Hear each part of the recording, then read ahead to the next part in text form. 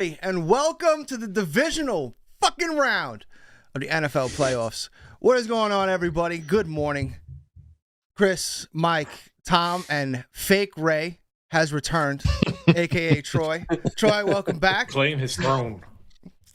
How we all doing this morning? How we all doing? We all ready for the games this weekend? Doing great.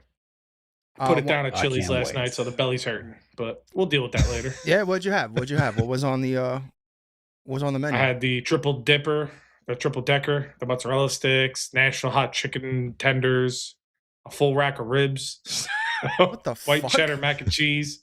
Yeah, put it down. And then I had a slice of pie at the end. Put that shit down. There's no fucking way you ate all that food. Oh, yeah. How do you went in? Before we get started, though, since we usually have,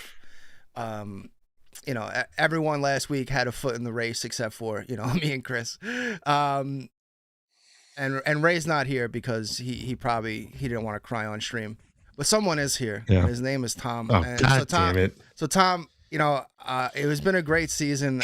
I wanted to take this moment for you to reflect on the season. You just lost a coach over like a decade. How you feeling right now? Sad. Shitty. Sad. Yeah, shitty. But you know what? Good. Mike T, everyone calls it mediocrity. I just call it success.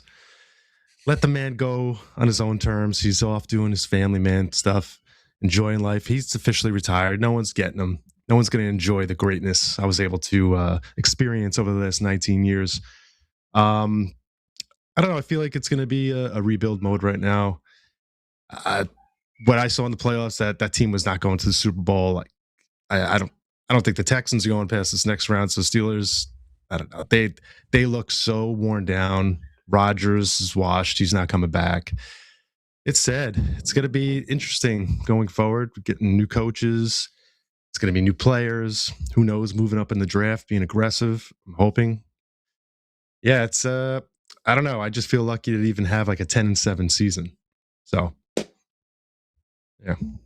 10-7 season. So I think it's time, Tom, for you to admit now, because I brought it up last week when you did your bracket, and I said, you're full of shit. There's no way you believe in your own bracket. You picked the Steelers to win the Super Bowl. Now admit it that you were just being a homer, and you never believed it to be true. Oh, not at all. You got to believe. If you really know me, you know I am blind. I'm blinded by my love for the Steelers. They could do anything. But I have I wrote down a few things to try to bring your morale up because I'm a good friend of yours and I love you. So I put together a little spreadsheet to get the boys back together. One more run at the ship.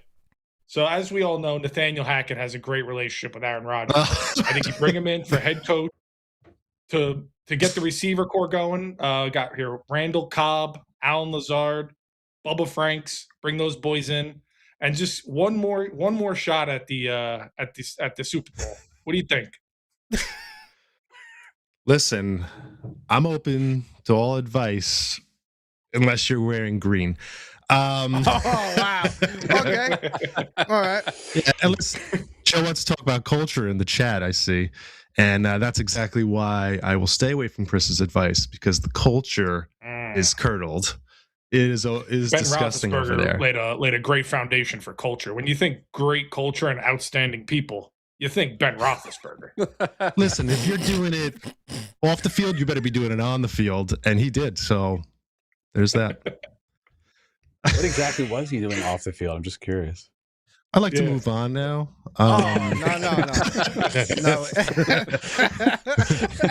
Allegedly. Mm-hmm. Listen, Cody took that to the grave, so will Ben, all right? Okay. All right. We'll be taking it to the grave. But, all right.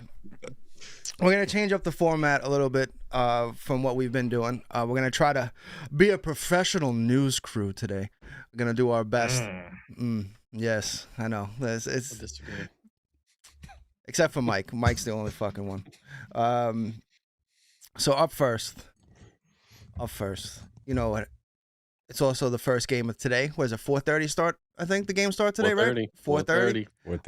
4:30, and we're not gonna jump right to Troy and Mike and let them fight. We're gonna let you simmer. All right, let it simmer a little. We're gonna woo them in.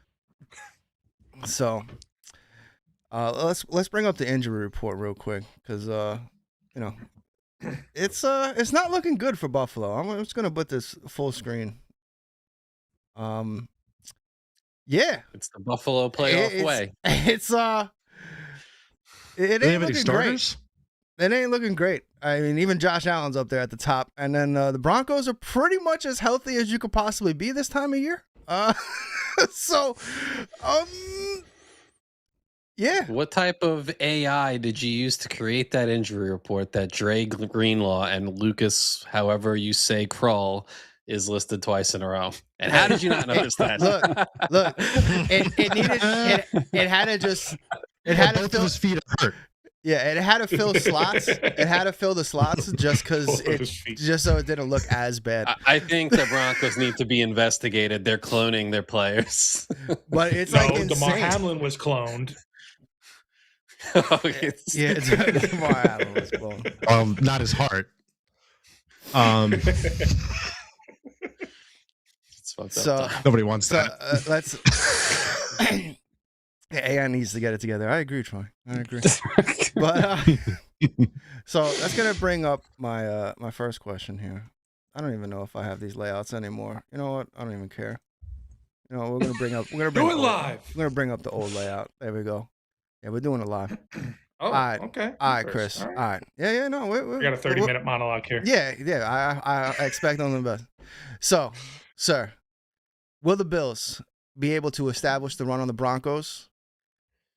I'm doing like a news thing. Because last week they got, even though the Bills were number one, I believe the number one rushing attack in the league this year, they got shit on, but they couldn't run the ball for shit against the Jaguars last week. So how you feeling about that? What do you think? You think Cook's going to get back to it, or the Broncos defense is going to do their thing? I've been thinking long and hard about this, all right, all morning, 10 minutes. They faced the number one Russian defense last week. They didn't get it going. They got the number two today. I've been thinking all day. I even asked Steph, I said, who should I hitch my wagon to, and who should I get out of the playoffs? Do I want Mike out? I like Troy. I don't know if I want to put that on Denver, even though I like Denver. I haven't decided who I'm going to put the mush on and kick out of the playoffs. I think I'm going to go and root for Buffalo here today because I want all AFC East teams out of the playoffs. Oh, no. I'm going to pick Denver. I don't think Buffalo's going to be able to run the ball. Denver's defense is going to smother them. Buffalo, all the injuries, then they don't even get the extra day. They're too banged up. Josh Allen's elite. He's probably the best player in the NFL, but he's not going to be enough to beat Denver by himself. But I'm still going Buffalo because I want them out. And he did not answer the question at all. I said they're not going to be able to run the ball. Yep, hey, you know what? That's all I need. I need one sentence. I'm just going to say what Chris did really hurts me just now. I thought we were buddies. I thought he was mushing our opponents all the way to the playoffs. And there's only one mush out there that might be the equivalent to Chris. Did you see that little girl's wild card picks? Yes. She picked Buffalo this week. She picked up the Denver helmet, put it down, and then said Buffalo. So now we have a double mush. Chris, which could be which two mushes create a positive. So, since I know out of everyone, Chris is the most degenerate. How do you feel about the Bills money line? Something you're taking or not? I saw Danny do it. I do. I probably, if I bet it, I will go Bills money line because the value. Because I don't think it's going to be a 1-point game. If the Bills win, I think they're going to win by a touchdown. So I'm definitely doing money line Bills here. Okay. Even though I lean Broncos because I think their defense is too good. Lean Broncos, he says. Makes them a lean. I'm gonna put up a stat up here. This question's a little off key here, but I'm just gonna bring it to Mike real quick because as you all know, Mike's been talking mad shit about Bo Nix, but looking at those stats, we got similar touchdowns, interceptions, and more fucking yards in only his second year of play. Mike, how you feeling about Bo Nix sucks? You know what I'm saying? You retracting that statement? What do you got? I mean, that's like 70 more completions for 300 more yards. I had already updated my Bo Nix sucks, you know what, statement, rhymes with sticks, to Bo Nix is mid. And I'm going to stick with it. Yeah, he has the same amount of passing touchdowns. He's also thrown the ball like 160 times more than Josh Allen this year. Sean Payton literally writes on his play sheet in like big ass letters, run the ball like a little child to try and remind himself to do it. And he can't. He's just allergic to running the football. He'll go to the pass and he just wants to throw the ball 40, 50 times a game with Bo Nix. It's going to happen again, even though they should run the ball all over us. But bring those stats back up if you can, and I'll be quick, I promise. Yards per attempt, and this stuff isn't there, but I have the stats. Completion percentage, Bo Nix 27th in the NFL. These are a little bit of cherry picked here. Bo Nix 27th in the NFL completion percentage, Josh 4th. EPA, Josh 6th. Bo Nix mid 13th. Not too bad. Total EPA, Josh. You're talking about those stats? 104.4. EPA. It's an advanced metric. Yeah. Oh, you have that? I have everything. There you go. I got everything, EPA. I mean, I gave you these stats. Josh's EPA is almost double Bo Nix's. They're not in the same category. Then you have the rushing stats as well. There is a cool stat, though, that I did want to mention with Bo Nix that I'll give him a little bit of props. And that's that the man, he may suck him, but he also has them. Giant cojones. He suck him. Whoa, okay. Giant cojones he has. Because in the fourth quarter, a cool stat. When trailing in the fourth quarter, Bo Nix and Josh Allen are ranked number 1 and number 2 in the NFL in total EPA. So these guys, they play well when the game's on the line. They both have that clutch gene. So I'll give that to Bo Nix. But otherwise, yeah, Bo Nix is still mid as hell. He gets carried by his team. He's like 1-7. I think it was 2-8 in his NFL career now in games where the opposing team scores 17 plus points. When he plays a winning team over 500, that is 2-8 in those games. So he's carried a lot by his defense. And I worry for this Denver team that's so high on him right now because he's on his rookie deal and that's why it works. But you can't pay the PS2s of the world when suddenly Bo Nix has to be paid like a franchise quarterback. But yeah, Bo Nix is still mid. And I'll cut the monologue there. I'm not going to angry. No, we're going to come back. Don't worry. We're going to come back to it. We're going to come back to it. But first, so we can alluded I respond to that. We will get. You know what?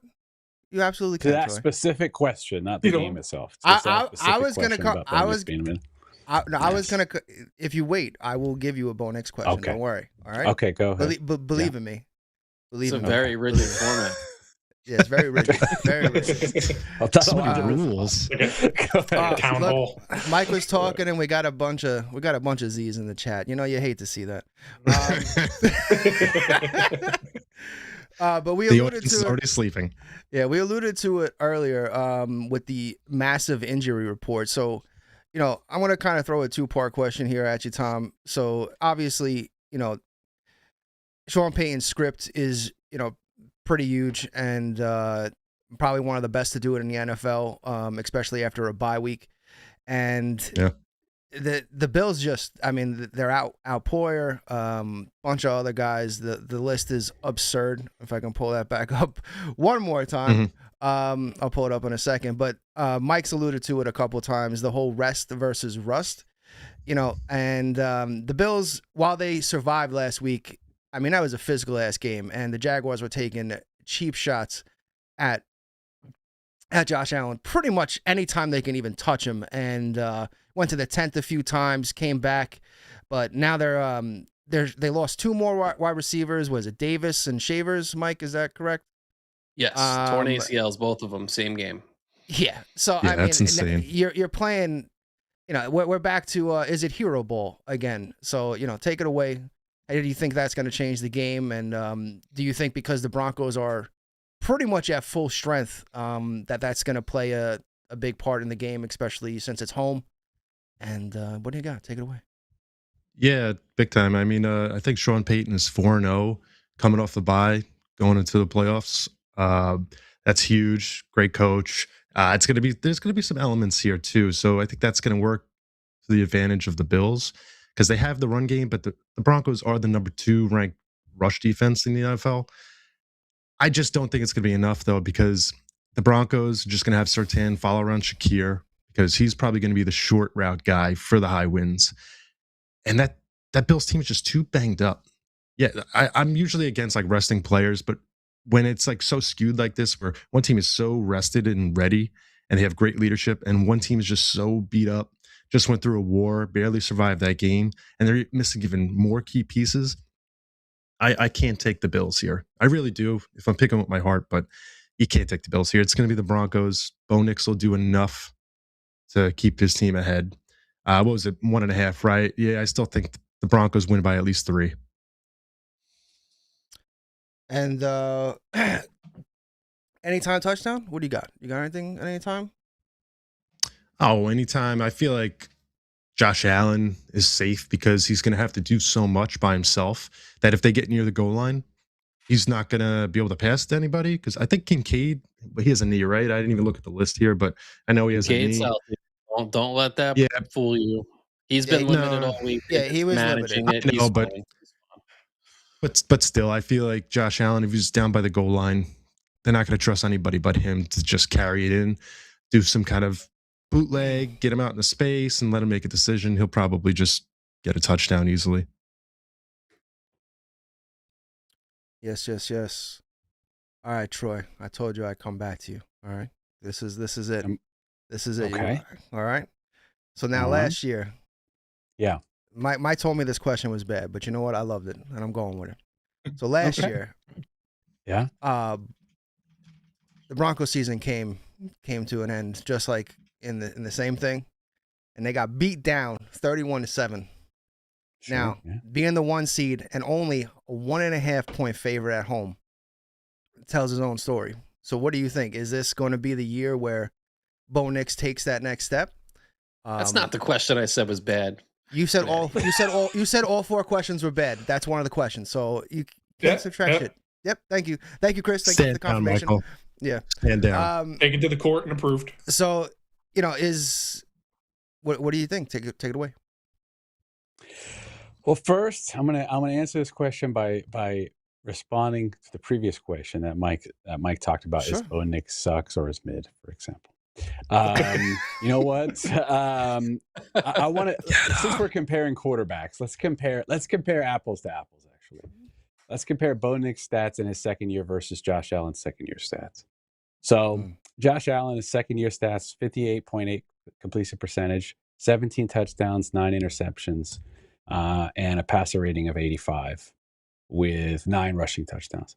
So statistically, Bo Nix had a better year this year than Josh Allen's second year, with more wins. And Josh Allen lost his first playoff game in his second year in the wild card round. Now, am I saying Josh Allen is bad or mid? No, of course not. I'm saying quarterbacks are allowed to develop over time. And who knows where Bo Nix will be in his 7th year, for example.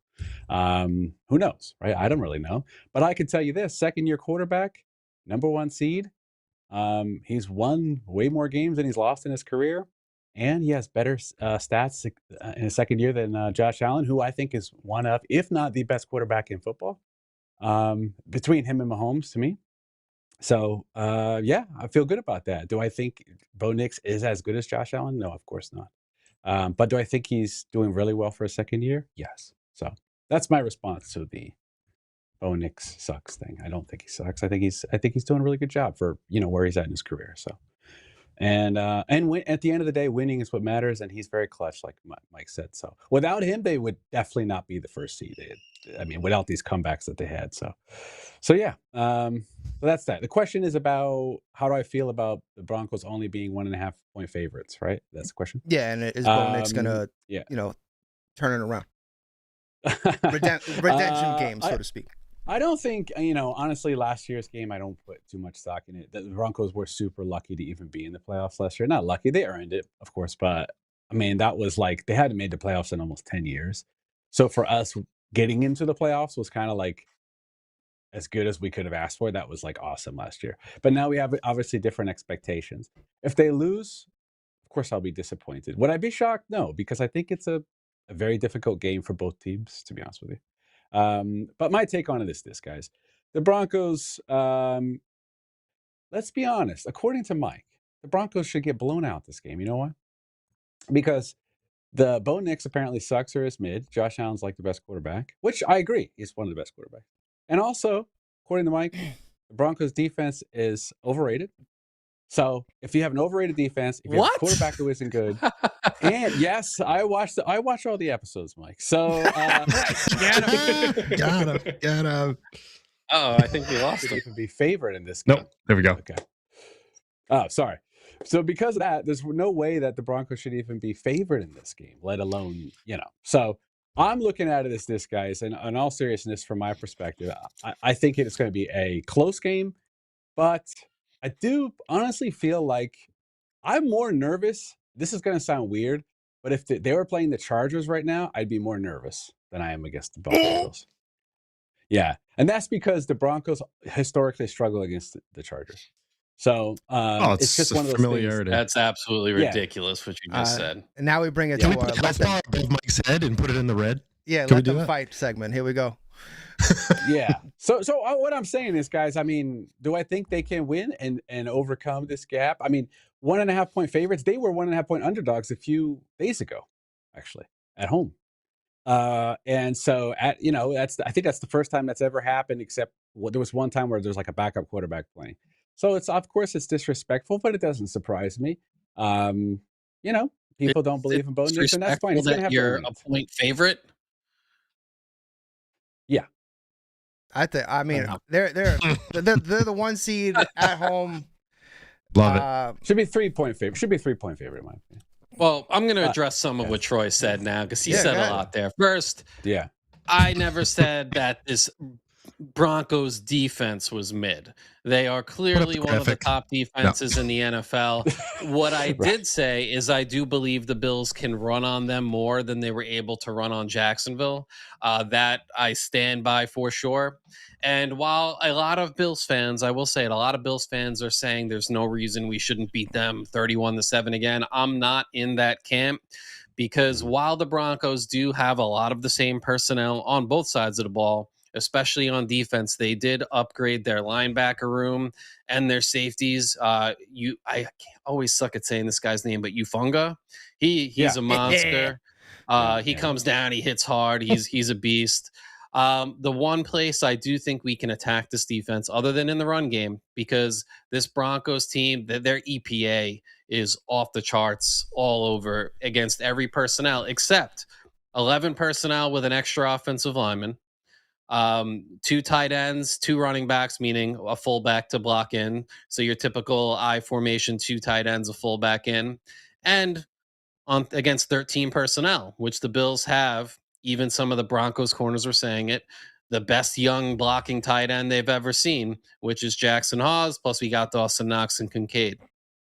So I think with the 2 receivers tearing their ACL in Shavers and Gabe Davis, the Bills have options, and it's to go multi-tight end sets, maybe bring in an extra offensive lineman. And even Shavers, he was primarily used as a blocking wide receiver. While it sucks, and I feel for him and Gabe Davis were not world beaters in the passing game. Gabe came off a lot of injuries.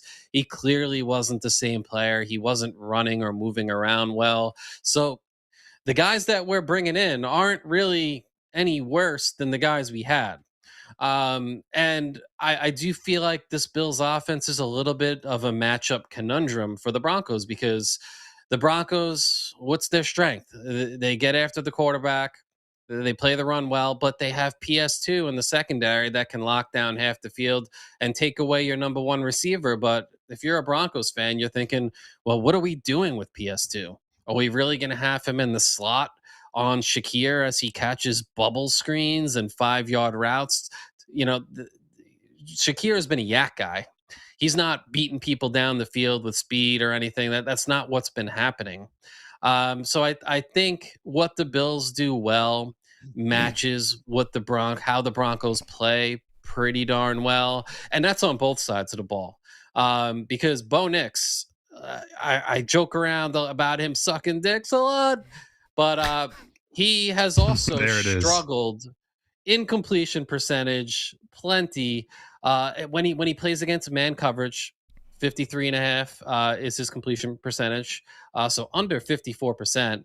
But when he plays against zone, it goes up to 66%, but he's also thrown 9 of his 12 interceptions on the year against zone coverage. And then you consider the Bills. The Bills are near the top of the NFL in disguised coverages. And Bo Nix, when he plays disguised coverages, is a different quarterback.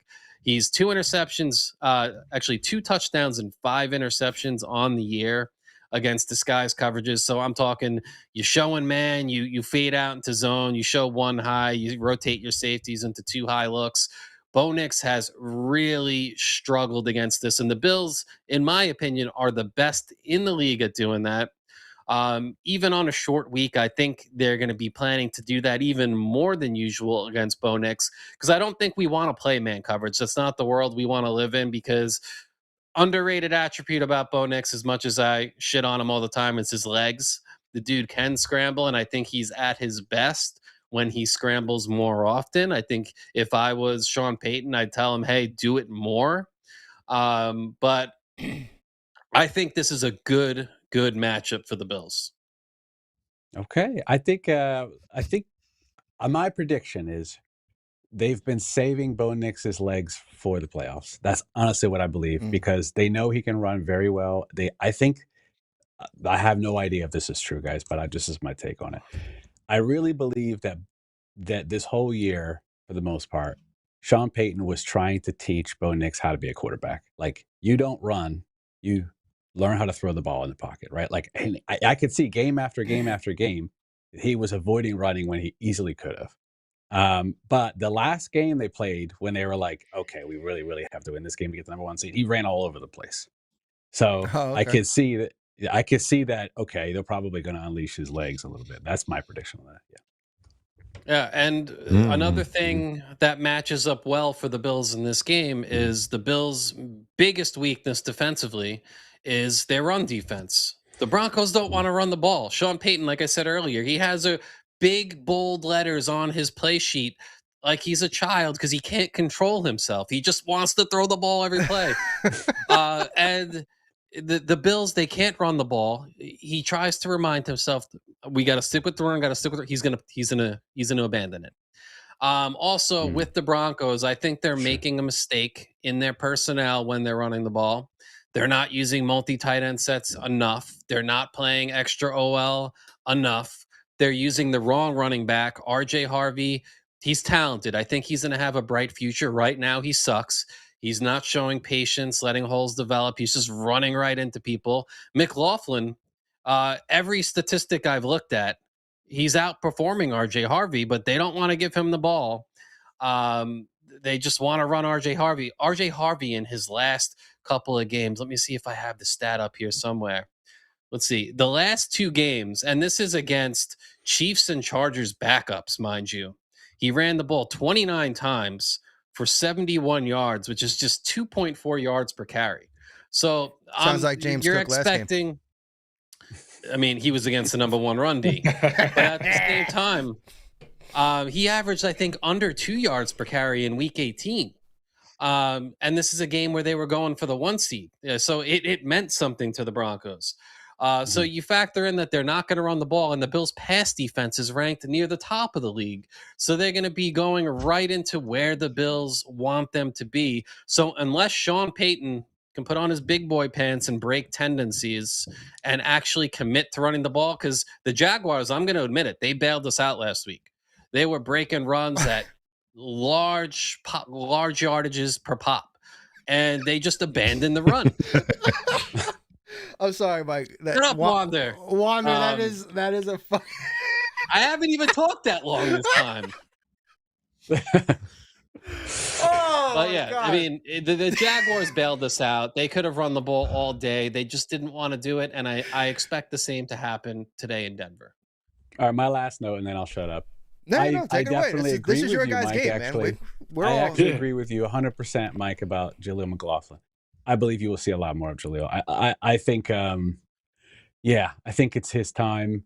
RJ Harvey's a rookie. One thing about RJ Harvey, though, he does have 12 touchdowns on the year as a rookie. I think that's one of the best in the league as far as a rookie touchdown. So he can score, especially in the red zone.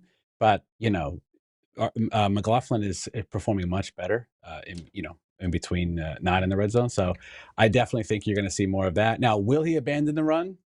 Knowing Sean Payton, probably. So I can't argue with that. But we'll see. We'll see. I don't know. Yeah. There's a couple of interesting keys because this is our game. I'm going to talk a little bit. I'm not going to go crazy.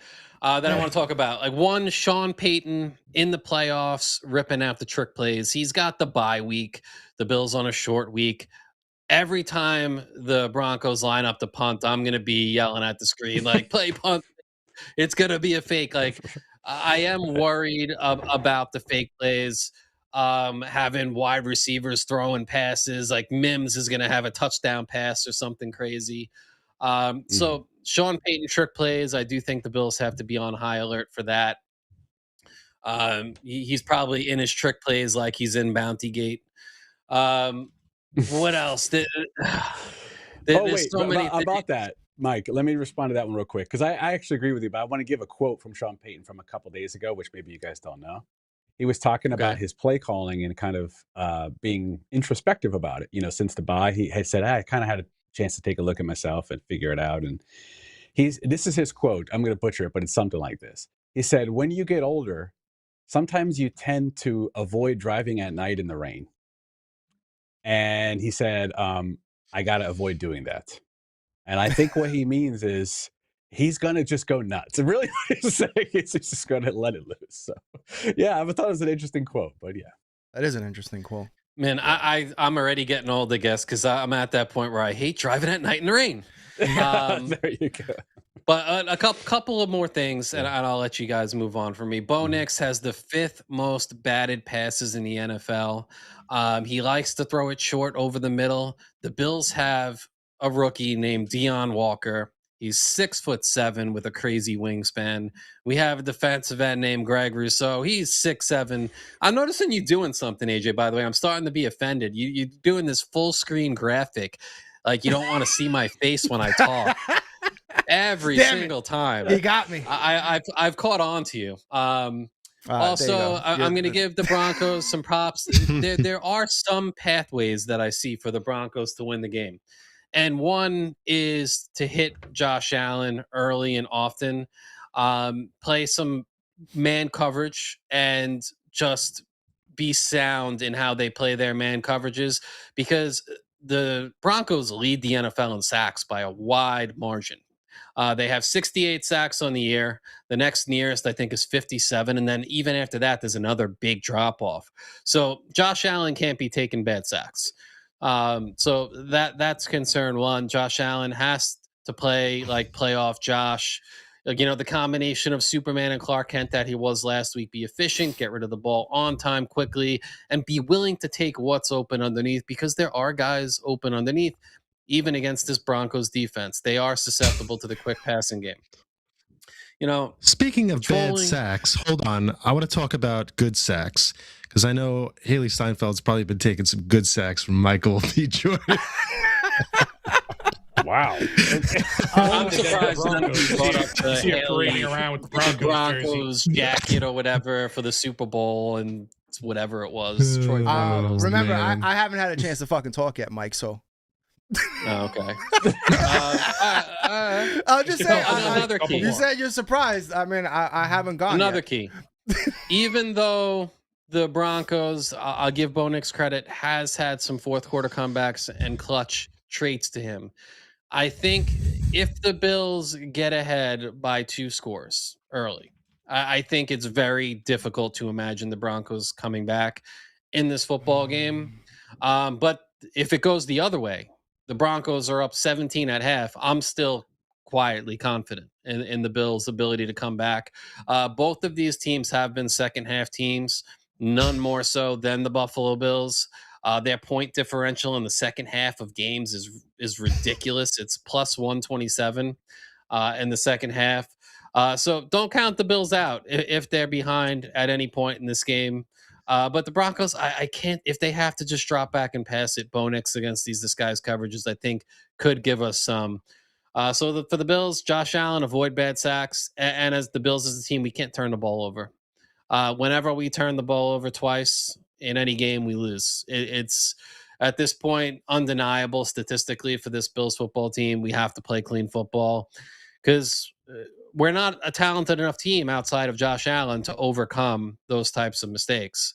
So that's why the margin of error is small. Josh has to be great, and people can't be turning the ball over. So, yeah, I'll move on. Yeah, I just, let's don't know. Broncos. Let's go. I think at the end of the day, that's all I gotta say. That's what I'm talking about. Yeah, just let it go, baby. She's such a sinner. Josh Allen. Josh was actually asked about this. The pictures going around. Yeah, and I bet he was. He had something good to say. He's like, she was probably paid to be there, which was probably true. Mm-hmm. And when you marry the best quarterback in the NFL, you become a Bills fan. Everyone has a shitty ex. I'm sure when the baby comes out a little bit more tan, he'll have other questions as well. Oh my God! Yikes! Woo! Everyone has a shitty ex. Yeah. A year-round tan baby with a Broncos jersey. Oh my God! Not even going to justify that with a response. I know we talked a lot about RJ Harvey, but shockingly enough, if you're doing anytime TDs, I would give it to him because he's pretty much been the red zone option. I disagree. Troy, how do you feel big about shout that? out to Jorge coming in here and just talking shit. He's I lied. Just swinging on this guy. I want one more thing about this Broncos game before we move on. Okay. No, I want to talk. I want to talk once. Yeah, I want to talk. Okay, go ahead. All right, I want to talk. Feel about RJ this Harvey? Is how I feel right now. Yeah. This is. Okay. I'm sticking with my prediction. I predicted. If you go back to our last show, we even clipped it, the Super Bowl bracket predictions. I actually have the Broncos going all the way to the Super Bowl and winning it this year. Wow. And it starts with this game. I'm taking the Broncos. I think with the big key to this game here is just how injured the Bills are. I think it's going to snake bite them here after a very physical game last week. And now going into Mile High, which is a very tough place to play just because of the elevation. I think the second half, the Bills are going to run out of gas. And as much as I think Josh Allen is the best player in the playoffs right now, there's just too many injuries. There's not enough guys around him. I mean, his number 3 wide receiver is their number 1. We got, what is it? Shakir is the number 1 option right now with Kincaid, I would imagine. So it's just, if he does it, it's gonna be incredible. But I just don't know. I'm sorry, Mike. I'm sorry. I know it. As I always root for the Bills, but I can't pull a Chris here. I need to actually bet with my mind and not with my heart. So you want another one of those? I'm doing us a favor. I'm pitching to the Bills. Oh God.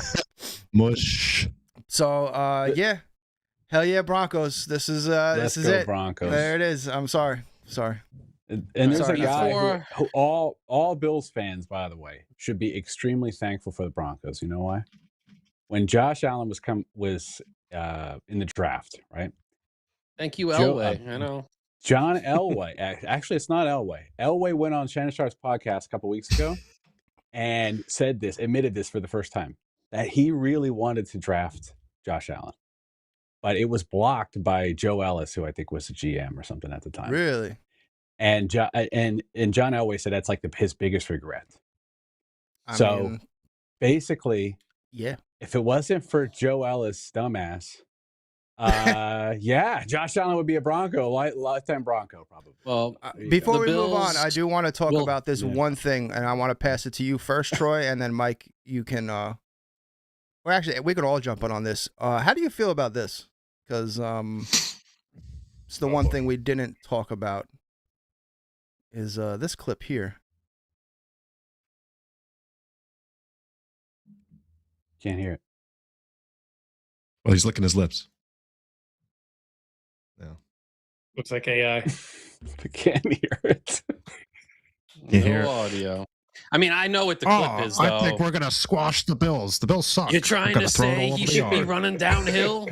Greenlaw should be running downhill? Do you know anything about Sean Payton being an arrogant asshole for no reason? Bounty Gate. I think this is just... I'm an old man. I'm angry. Are you giving up on the video, AJ, or should I talk? Why would I be giving up on the video? Because it's not giving sound. Can't hear it. Can't hear it? No. Oh, well then go ahead. Talk about it. Yeah, so I can hear it. So anyone who didn't know, basically... It's the Broncos, coach. Let the fucking Bronco fan talk first. God damn it. Is this the Dre Greenlaw moment? Is that what this is? AJ? Yeah, I think so. Okay. Let me say this about Sean Payton. I freaking love Sean Payton, man. I absolutely love the guy. I'm so thankful for Sean Payton. Without him, we'd be nowhere. Sean Payton is basically our savior, man, because we were just bottom of the barrel garbage team with a complete joke quarterback, paying him insane amount of money and still paying him. By the way, I want you to think about this. I think it's $38 million in dead cap we're paying still this year for Russell Wilson. Imagine if we had $38 million that could have spent on players this year, what the roster would look like. So my point is, Sean Payton has taken a team, gotten rid of. I got it now. Go ahead. I believe. Okay, go ahead and play it. I'll talk about the Drake. We'll start it off. We'll start it again. All right, go ahead. Sean, having Greenlaw back for this game, his ability to attack downhill in the run game, just how big is that and the timing of it for this one? You want him to attack downhill? Is that your, what do you know about attacking downhill in the run game? You don't know. All right, that's right. Just don't know, baby. Have him attacking downhill. It's good to have a healthy Dre Greenlaw back in the game. Yeah. Their quarterback. Sean, having Greenlaw back for this game, his ability to attack downhill in the run game, just how big is that? The media is a bunch of idiots, man. They ask the dumbest questions. They also do the same thing. We're talking about UFC. You want them to attack MMA. Downhill? Is that your, what do you know? They ask the absolute most worthless questions that have no meaning whatsoever. The whole thing is a joke. I don't care that he's shitting on the media. I could care less about that. I don't care that he has a grumpy attitude. I love it because he's literally turned the whole franchise around. So I have zero bad things to say about Sean Payton. Now, Mike, what did you want to? What do you got? What do you know about Sean Payton rolling downhill to Cancun, Troy? What do you know about it? The Bills fans are gonna thank the Broncos for giving us Josh Allen by sending them home early so they can go to Cancun next weekend. All right, but I think this is just a sign of Sean Payton. He's been in his bag in the lab for Payton. Yeah. I don't know what I'm saying, but he's been in his bag all week long. This is week 2 for him in preparation. He's going a little crazy. He's probably yelling at his dog at home if he has one. He might have even kicked it a couple of times. Hell yeah. He's bounty gating his own children. He's like, if you do that, that's a slap for you. That was funny, Mike. So I think he's a little rattled. And you know what? If Dre Greenlaw isn't coming downhill against this run game when we play man duo, you got to come downhill against man duo. That was a good question by the reporter, not a stupid one. and they've missed Dre Greenlaw, so he will have to come downhill. He will have to play hard against the run. It was a good question. A good question. Speaking of media stuff, you saw that one reporter that absolutely praised Duvall, or not Duvall. Tim Cohen. Yes. Yeah. And then there was this. There was some reporter that absolutely shit on that. That's not their job. And what are we so? Are we coming to the point as a society where you're just not allowed to say positive shit at all? Mm-hmm. Yes. Hey, you know what I mean? I just don't. Nice shit to losers. I just don't get it. That was what, a 10, 15 second moment where like that was probably the first positive fucking thing that guy's heard throughout the entire NFL season. I'll say this. I just don't get it. Like, I know Pat McAfee also shit on that same person. Like, so, I'm fine with it, but it was weird. It was it gave only the weird energy we've never of, heard it. It's okay, little boy, that you scratched your knee. Here's a little Band-Aid. It's got like a Pokemon on it. You'll be okay. Like, it gave a little bit like he's a grown man. You don't need to be like, it's okay, and cheer him up in the press conference there. I'm fine with it, but it was a little weird. No. It was. Listen, speaking of bad media, it looks like Jorge Coolboy is part of the media because his takes are awful and nobody wants to fucking hear you anymore, right? That's right, Jorge. You've been called out. Fucking Tomlin bandwagon. I don't know. I'll give you his address. Go ahead, Tom. Go ahead. Take it away. Listen, Jorge. Go ahead. Go say something in the chat. Put it up there. I'll respond to it. Go ahead. There you go. Call it a rivalry for a reason. Yeah, rivalry is when one team wins and the other team wins, and when the Ravens just can't fucking win, it's not a rivalry. Sit down there with the fucking Browns, okay? Wow. Maybe Deshaun Watson can lead you guys to some victories next year. Finally, I've been saying all along, Tom's been very reserved on this show, and it finally took one trolling Raven fan in the chat to unleash Tom's true nature. Now I know Tom really doesn't take me serious. Doesn't even know it. Yeah, the old Browns doesn't even know it. Ever. Yeah, guys, 13 years of Ravens fans. Like, I'm a Ravens fan. From Joe in the chat. Mike, you're always going to catch strays. Mike, you're an easy target. You become that guy. I'm sorry. They're keeping a running clock of your monologues today. They're going to post it. All joking aside, Mike's monologue was fucking fantastic. Did I let it go on a little too long? Maybe I did. But you know what? He put the work in, and I respect it. It would have been fantastic if it was a one-person show. Let's be real. It was. Oh yeah, if you had your own YouTube channel and just did that, fantastic. Yeah, it would have been on a show with 5 people. Probably not the best time. My bad, guys. I apologize to the whole table. Before we move on, I just want to go through some quick bets, real quick. Get everyone's take on it. So can I say one more thing about this game before? No, you fucking can't. No. There's nothing left to say. All of the things. You've said them all. Can't be said anymore. He's muted. Well, we didn't talk about the grass length. All right. So, Chris, you taking the money line? You said that, right?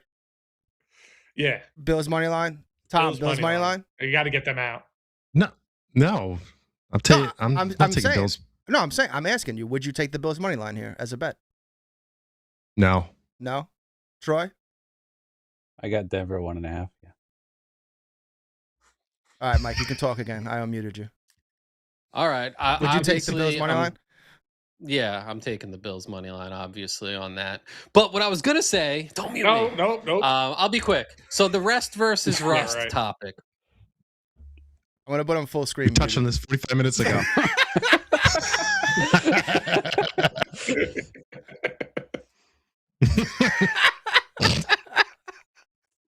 He doesn't realize he's muted. Oh no, he does. He does now. He got it. Man. I unmuted you. All right, Mike. Closing. Can I actually be heard? Yeah, you're good. No now. way of knowing. Yeah. You're good. Closing thoughts. If you look at the Broncos' last 2 games, week 17 and 18, and is this first name Chris Oladuncan? I don't know. Oladuncan. They faced nobodies. Then they had a bye week. I think there is some concern that the Broncos haven't played a real football team since they lost to the Jags and gave up 34 points. So that Denver defense, they haven't had to play real football in quite a while. And the last time they did, they got their asses kicked and gave up 34 to paint that Notre Dame jersey Sunshine in Florida. So while the rest is a huge advantage, and I want to not even talk about this game, but the reason I wanted to bring this up is this happens in 3 games. Blitz picks playoff for the next 3. 3 of the 4 games feature teams on a short week versus a well-rested team. Both the teams that have a bye week have that. It's just crazy that the Bills are played on a Sunday. Now, this game's on a Saturday, so a short week. They had to fly home from Jacksonville. Now they have to fly out to Denver on a Friday. Less time to prepare, less time to recover. It's not even on the Sunday. There's no reason for it. both the teams with the bye getting an extra week and an extra day. Like, this is just greedy NFL bullshit. The NFL has got to solve this. There should never be a Monday night game in the wild card. So I feel for the Texans as well. Even though they're not playing the Pats coming off a bye, the Pats still have a day extra rest, which is kind of ridiculous. And then when you factor in travel as well, that the Pats are at home, they have to travel, it has a domino effect. So the greed of the NFL when it comes to playoffs, we want the best product. We don't care about TV rights. They're getting too crazy with these TV rights to streaming services and whatnot. But yeah, you can move on from that. But is this Broncos team going to be ready when they've faced Ola Duckin and Trey Lance? Talking about TV rights? Yeah. Yeah, that's why they're scheduling the games the way they do. If they wanted to maximize, not having competitive advantages and rest for the playoffs as they should, they could have scheduled this weekend very differently. They chose not to. AJ, do me a favor for the next show. I want you to look up the Jets' time of possession for their last game and compare it to Mike's monologues and see what's longer. Oh yeah, Mike probably has I'll take you over on that. Easy. All right, moving on. Wander says rewind just 20 minutes, says just a couple more points.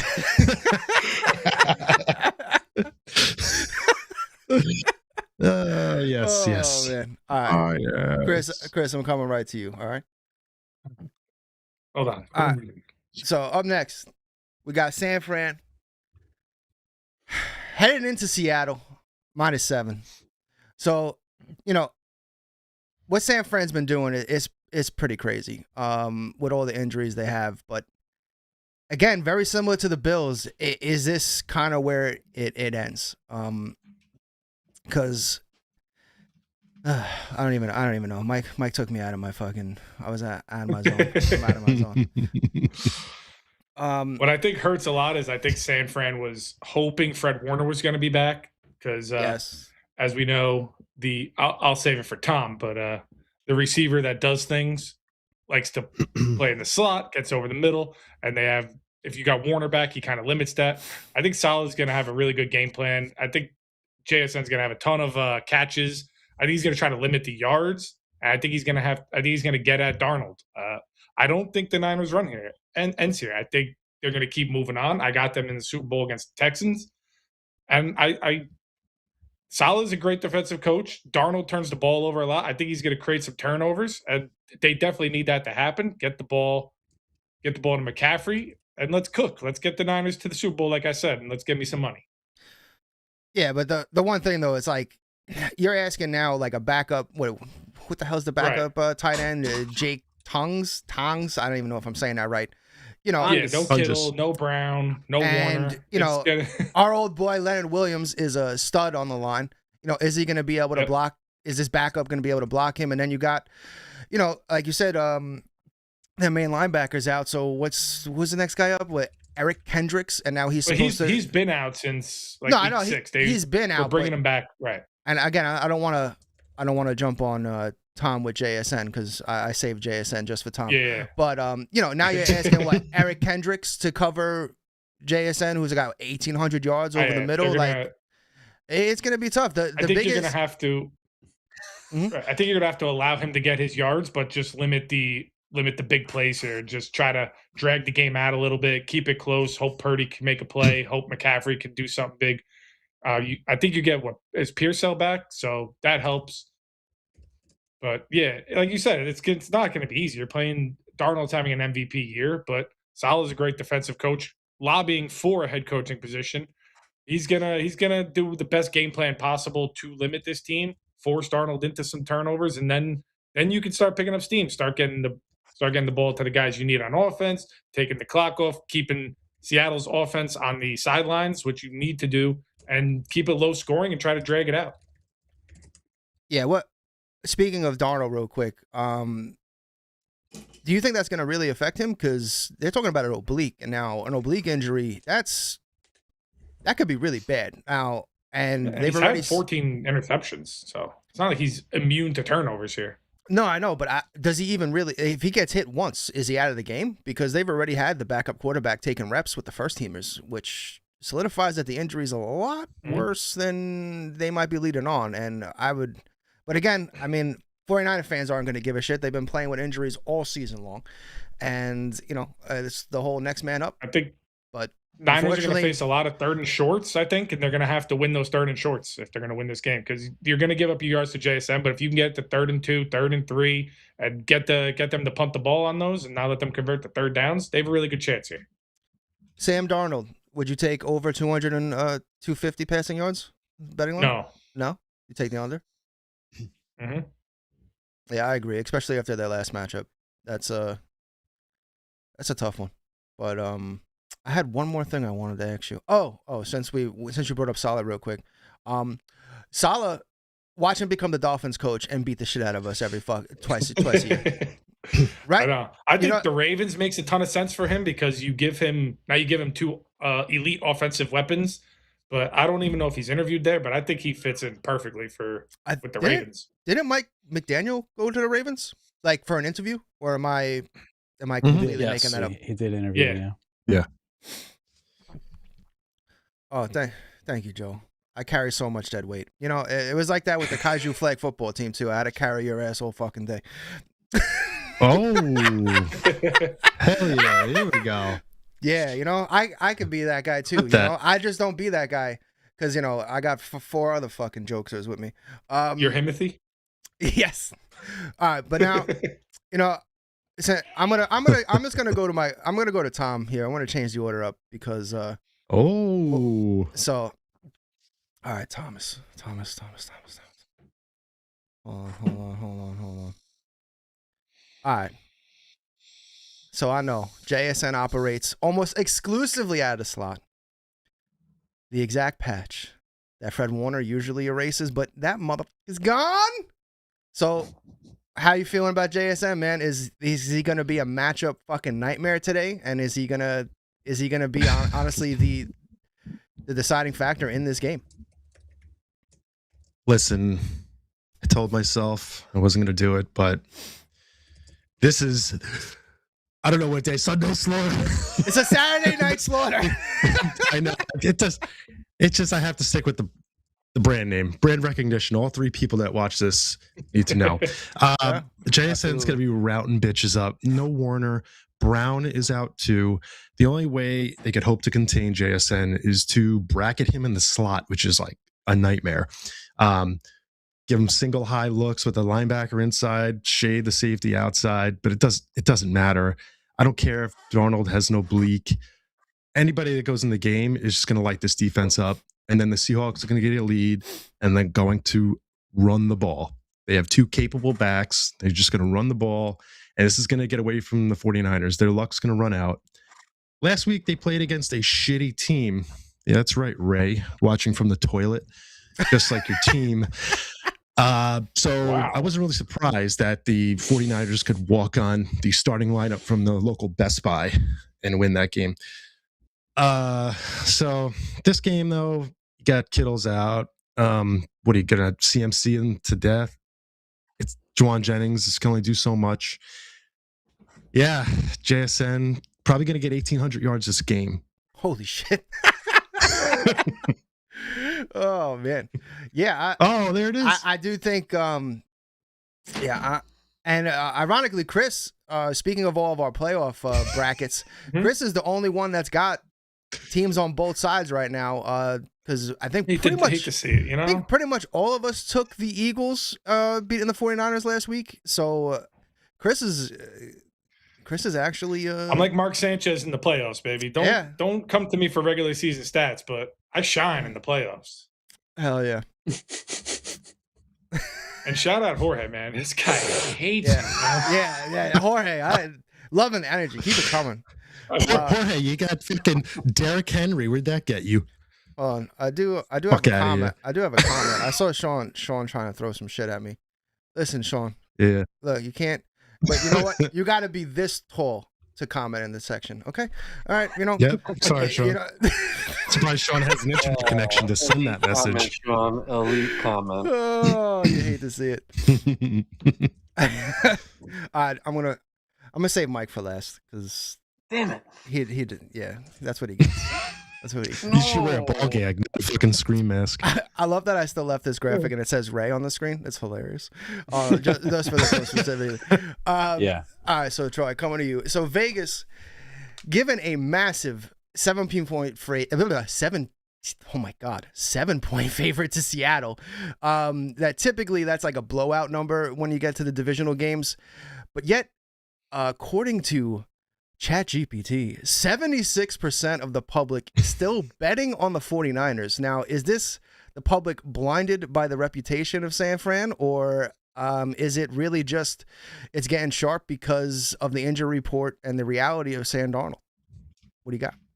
You know, that's a great question. I'm very torn on this when it comes to. I'm not torn on who I think is going to win the game, but I am torn on the spread.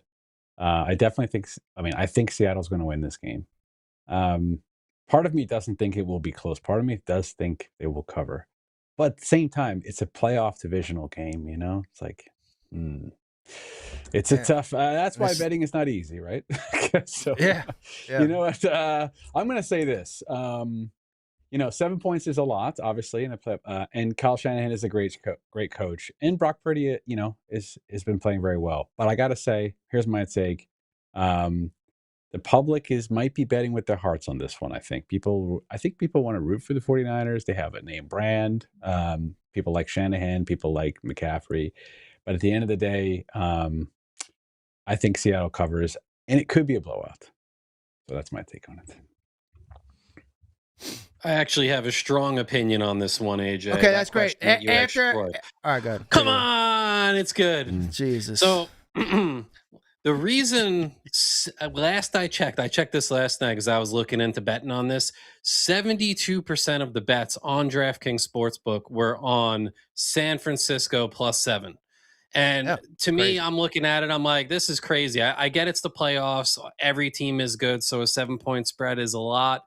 But I think it's because of Sam Darnold whiplash from last year, his game for the Minnesota Vikings. Sam Darnold and the Vikings lost 27-9. He was sacked 9 times, which was an NFL record. He set NFL history for sack yardage lost in a playoff game. He had a fumble return for a touchdown, and he threw a pick. So I think it's really that last year whiplash, Sam Darnold in the playoffs. But what the public is too stupid to realize is that the San Francisco 49ers are 31st in the NFL in rush rate success. And I'm talking defensive pass rush. And they're 32nd, dead last in the NFL in sacks. So these things right here, I do not think this San Francisco 49er defense can make Sam see them because they're not going to get anywhere near Sam Darnold. I think the Seahawks know to protect him. JSN, Tom, what's he going to do? He's going to rat those bitches up. He's going to route those bitches up. Good shit, Tom. So Sam Darnold, it's not going to be last year. He's going to be just fine. And I think the public does not know what to expect from Sam Darnold. But this isn't a Sam Darnold game. It's a Seattle defense domination game. In week 18, Seattle won 13-3. That's a 10-point spread. And I don't think this San Francisco defense can hold Seattle to 13 points again. But Seattle can hold San Francisco to single digits again. So now do I even ask Mike the question, or do I just ask somebody else? You know what I mean? Oh, Lane Yiffin's in the chat. What's the question? I'm afraid when I don't know what the question is in advance. I'm nervous. What is it? So throw Lane his comment up there. It's great. It's great. It is a good one. Lane Yiffin.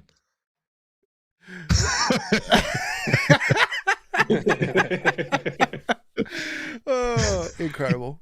That's incredible. All right. Maybe I should just ask myself this question, but no, you know what? I'll still give it to Mike. Does someone else want another question? No, I want the question. I'm afraid, but I want it. All right. So Brock Purdy lives in a statistical paradox because he's 4-0 at Lumen Field, but like you said, not just like what? What are we laughing at? I'm sorry. I'm reading the chat. Oh God! All right, I'm sorry. So on the other side of seeing ghosts, Brock Purdy absolutely is dog shit against Mike McDonald. So when I think that's false. It is absolutely not false. So so this is gonna be a great question for you then. So is it gonna be more because he's at home and that shit doesn't matter, or you think he's also gonna be feeling it today going up against Mike McDonald? I mean, Brock Purdy is 7-3 against Mike McDonald defenses. He's has 67% completion percentage against Mike McDonald defenses. And he did have a bad loss. I think this is probably where you got this question. It's probably the Baltimore game last year. Well, yeah. Four interception game. That's 4 picks. Yeah. But I think I wrote something down about Mike McDonald. I'm trying to find it. But either way, I mean, this Seattle defense is a different animal. So I don't really think it's about Mike McDonald and his scheme. I think it's about the Seattle defense. And they're going to make them so one-dimensional. They're going to stifle the run. They're going to get after Purdy. They're going to make it difficult. I don't think we're going to see another 4 interception game, but I do think it's going to be a lot of passes with an A-dot average depth of target that's like sub 5 yards downfield because he's going to be getting rid of the ball. He has no George Kittle. I just don't see a path forward for them. And I don't even think the powers of the great white hype at running back of CMC can carry them, in this game. The Seattle defense is just too damn good. And Emmanuel is just too damn good. And they don't really allow a lot of yak. So, but I don't think it's a Mike McDonald thing. Brock Purdy is just fine. That was just a one-off game that he played poorly, but he averages over 220 yards passing a game against Mike McDonald. 14 touchdowns to 10 interceptions against Mike McDonald. Not great, not terrible. Purdy will be fine if it's just McDonald, but it's that Seattle defense that's the problem. All right, little rapid fire here, real quick. Chris, some betting stuff. Seattle, you taking them? I'm taking Niners. You're taking the Niners. Okay, all right. Taking the points, baby. If I need to win, yes. No, I'm going Niners both ways. Might take a money line. Oh, wow. I don't trust Darnold. He's going to turn the ball over. Bobby Saleh. Love it. # fade Chris. No, never fade him. Actually, not in the playoffs. Not in the playoffs, yeah. Tom. Playoffs? Yeah. 100 yards. 100 yards. I disagree with everything Chris just said. Oh, yeah, it's over 100 yards for receiving for JSN. Yeah. Yeah, and it's definitely going to be a cover by Seattle here because they're going to slaughter them. And I really like Purdy. I just don't like him here. Mm-hmm. Troy, anytime TD, Christian McCaffrey, lock it in? Yes, he will score a touchdown, yeah. Total points, under 45.5? That's a question for everybody. What do you got? Under. Oof. Chris? Over. Ghostface? Under. Over. I don't even have any comments. I don't even make anything. It's fun. I think Seattle might be able to cover. Seattle might go over by themselves. I think, yes, Seattle definitely take Seattle here. I think the over for Tong's receiving yards, I got 34.5. Interesting prop bet. Oh my God, who is Lane Yiffin? Who is this guy? Yeah, is that your burner account? Is that your burner account? Yeah. Say what oh my! Let's put this. Say what you want about Tom. He does look like he can suck a jar of peanut butter through a straw, and he's doing something for me. Yo. Hold on. We know who Lane is. It's got to be someone we know. Oh, absolutely. It's got to be 100%. That's too accurate. Yeah, that is way too accurate. He knows some Lane inside Kiffin, base. Lane Kiffin, dirtbag. Yeah. Lane Kiffin, legend. Martha Stewart over here with the insider trading. Yeah. Oh my God, that's incredible. Absolutely incredible. Oh man, I want to know if this guy is just a rando. I love him. I love him. At least he could spell him like Jorge, that fucking trailer park trash in Maryland. So we're pretty much just a quick recap. We're pretty much quick recap. So we're pretty much all saying that Seahawks are getting the sweep today. Yeah, I have 27-13. 27-13. Except for Chris. Chris got the Niners. Chris believes. Seabirds. All right.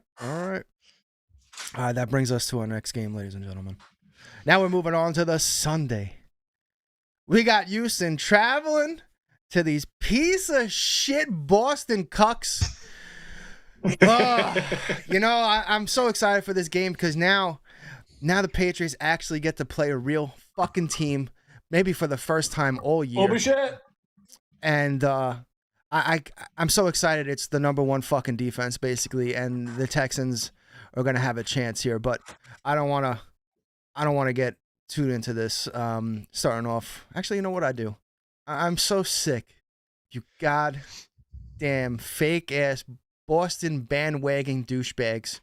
Where is Steve go? Is Steve go not in here? He's lucky. He's fucking lucky he's not in Steve's here. Steve's not in here this week. Yeah, he's not in. He didn't want to show up. He knew. I don't know. There's no room for him in this chat this week. Yeah, that's right. Holy shit. George or Jorge, whatever. He's got like that. Yeah, he sent all his boys in here.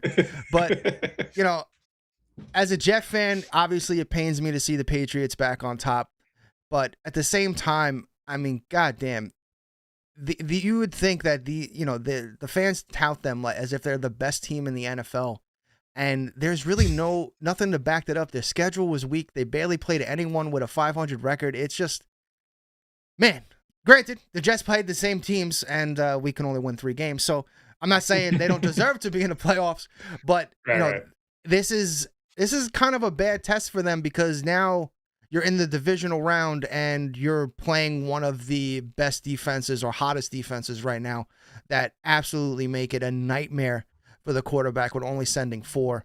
So I'm really, I can't wait. I really do think the Texans are going to really, really expose the Patriots today. And then we can finally start hearing all these fucking Boston fans and they can go back into hibernation and, for a couple months until baseball starts up. So, Chris, actually, let me pull up some graphics here. I should have some graphics. What's the injury report look like for this game? Anything of note that you guys see? What do you got? Nico Collins, he's on there twice. A couple guys are on here twice. You hate to see that. Gemini, do a better job. Glorious. You hate to see that. Yeah. But AI gone wrong. Yeah, you hate to see that. Yeah. But Nico Collins, I think, is definitely the biggest one here for the Texans because he was having a fantastic season. Do we want to just turn this into the chat show? Do we want to just talk shit in the chat? Is that because dude? I live in the chat. I was gonna say like it's getting crazy. He's big. These motherfuckers, man. Man of the people. Goddamn Lane Yiffin and Jorge. Lane Yiffin. You know what? We're gonna go back to our old little thing here because I don't even know some of these questions. I don't even know. I don't even know. All right, so Chris, what do you got? I don't even know some of these questions. What do you got? Houston, New England, 3.5. Yeah, this is a game that can Drake Maye. Everyone's on him with the weak schedule. Blah blah blah. He's great. Vrabel's great. McDaniel's a great offensive coordinator. This is his first real test. I think Houston's going to be too much for him. The Chargers got after him, so I can't even imagine what Will Anderson's going to do. McDaniel's going to be dialing up a lot of screens, so I think I'm going to look at Henderson receiving yards, try to get the ball out of Maye's hands quick because you're going to have Stingley holding down Diggs, so Diggs isn't going to get much production. Stigley, what's his name? I don't know. Stigley. Wow, we have a Stigley in the chat. Yeah, he's going to be out there locking down Diggs. This defense is going to be all over Maye. Do I think Maye? Maybe next year is his year. I don't think he's going to be able to. But you also don't know what Stroud's going to do. Stroud turns the ball over a lot, or he's good. So you don't know what Stroud you're going to get. You're probably going to get the turnover version because New England's defense is stepping up. They got all over Herbert, but that's a whole nother story. Herbert's a loser. That offensive line stinks. Becton blamed the coach, which you love to say. Becton, just an absolute loser. Yeah. I love Houston. They're my other Super Bowl team. I told you last week that they were my sneaky Super Bowl team. They annihilated the Steelers. They kicked them out. Got Tomlin fired, sent Rodgers off to the Shire. That's it. Yeah. Houston's going to keep going. They're going to roll here. Yeah. I like the under, and I like Houston plus 3.5. Mike, what do you got on this game? It's an interesting game. This one is one of the tougher ones to pick of the week. Of course, these stupid Boston fans get to play another team without their primary weapon. It's just a down season for the Patriots on their garbage schedule path to the playoffs. And it continues in the playoffs now. They played a no offensive line, terrible playoff quarterback team last week, and now they got the Texans without Nico. That said, Drake Maye, number 1 in total EPA and number 1 in passing EPA on the season against a great Texans defense. The one area the Texans defense is susceptible to because they're so confident and they love to just put a stranglehold on teams. So they'll come down on those short routes and play single high. And Drake Maye is the best deep ball thrower in the NFL right now. So I do see a path for the Patriots offense to get some big plays deep down the field. And Chris said something. He doesn't know who Derek Stingley Jr. is. Derek Stingley Jr., one of the best corners in the NFL is. But he also doesn't seem to know that Derek Stingley is not going to take away Diggs because Derek Stingley has never traveled with opposing teams' number 1 wide receivers. He doesn't do it. Till today. In fact, I could probably tell you. So when you watch the game, Chris, you can learn something. Oh, wow. Derek Stingley lines up to the left side of the formation 90% of the time. It's how it is. He's not moving around. They're confident in Lassiter on the other side as well. Stingley's not following anybody. They don't need him to follow Diggs. So it's not a thing. The key to the game for me is CJ Stroud. If he plays the way he did against whoever the hell they beat last week, that terrible team that fired their coach. Tom, the Bills had a weak schedule too. Tom, horrible what team was that? The terrible team that the Texans beat last week? I can't remember. They're so bad. I don't know what team. Oh, I see it on the screen behind you. It says Steelers. I know what you're doing. I know what you're doing. Says Steelers. Okay, and they beat this terrible Steelers team last week. Even though CJ Stroud.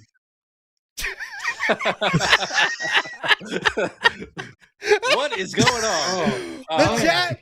All right, hold on. While everyone's great in the chat, I love you guys so much. We got 12 people, sometimes 50 people watching. If you haven't already, please hit that like button, subscribe. Oh my God, this is hilarious. Hit the notification bell. Yeah, Mike, take it away. Continue. Every time you hit the bell, Tom comes again. There's only so much in me, guys. Oh my God.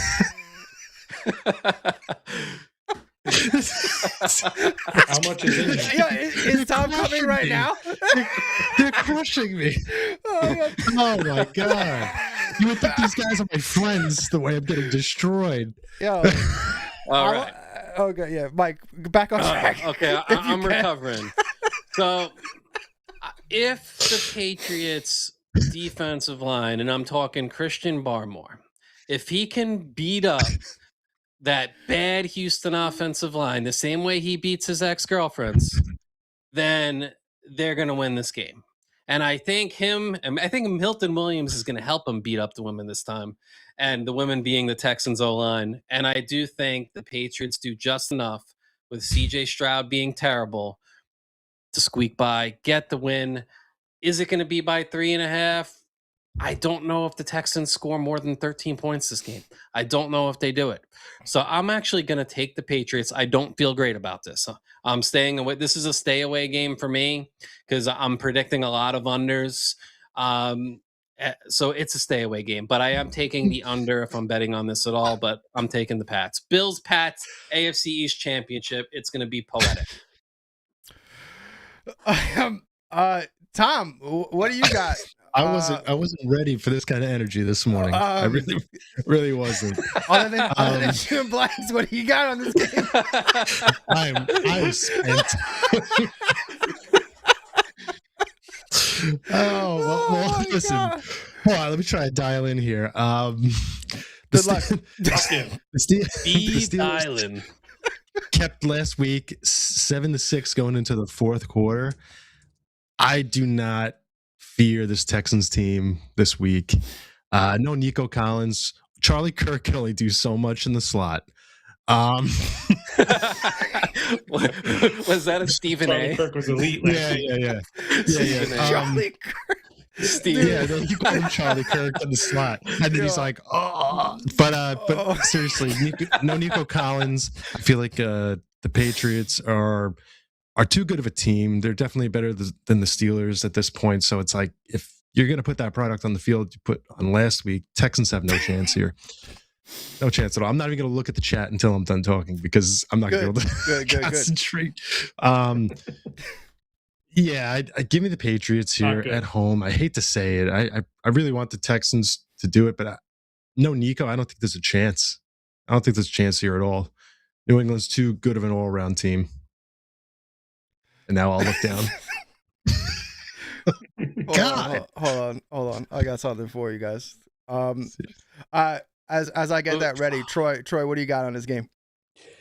Wow, this is this is the way I see this game going. I don't. If the Texans' offense was even average, I think they win this game. I don't believe in the Texans' offense. The Texans haven't lost since November 2nd, right? Long winning streaks. When you go into the playoffs with a long winning streak, I don't know. That's tough to continue. That's number one. The last team they lost to was the Broncos, by the way. Throwing that out there. In Houston. I see it this way. I think the game is going to go maybe like 16-12 New England. I think the Texans are going to score about one touchdown and a few field goals, and the Texans defense will do very well against the Patriots and hold them to probably sub 17, 18 points. But other than that, I kind of think New England's going to win. AJ, can you put Tom up on the screen for a second? Because I think I see what Lane Yiffin sees. Let me see. You just put Tom up. Look at how he has the mic set up. Look at what the mic looks like. Tom, it's the mic setup it's turning Lane Yiffin on.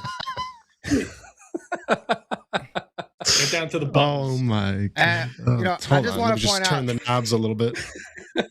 I do want to point something out here. Only Tom. This was some brilliant analysis that we, hopefully at someday we can be this good, Oh, here we go. I hope at one. We saw Charlie Kirk catch 8 receptions for 144 yards.